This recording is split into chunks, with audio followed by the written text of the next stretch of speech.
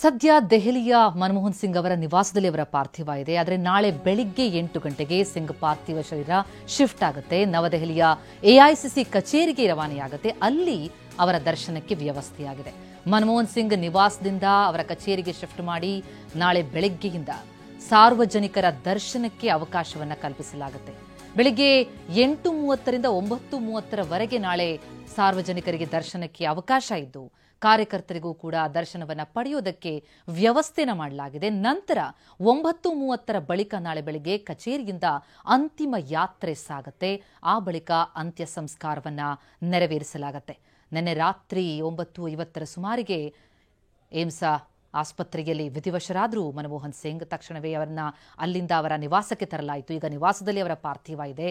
ಈಗ ಸಂಜೆವರೆಗೂ ಕೂಡ ಗಣ್ಯಾತಿ ಗಣ್ಯರಿಗೆ ಅಂತಿಮ ನಮನವನ್ನು ಸಲ್ಲಿಸೋದಕ್ಕೆ ಅವಕಾಶ ಇದ್ದು ನಾಳೆ ಬೆಳಿಗ್ಗೆ 8 ಗಂಟೆಯ ಬಳಿಕ ಶಿಫ್ಟ್ ಆಗುತ್ತೆ ಎಐಸಿಸಿ ಕಚೇರಿಗೆ. ಅಲ್ಲಿ 9:30ರವರೆಗೂ ಕೂಡ ಸಾರ್ವಜನಿಕರ ದರ್ಶನಕ್ಕೆ ಅವಕಾಶ.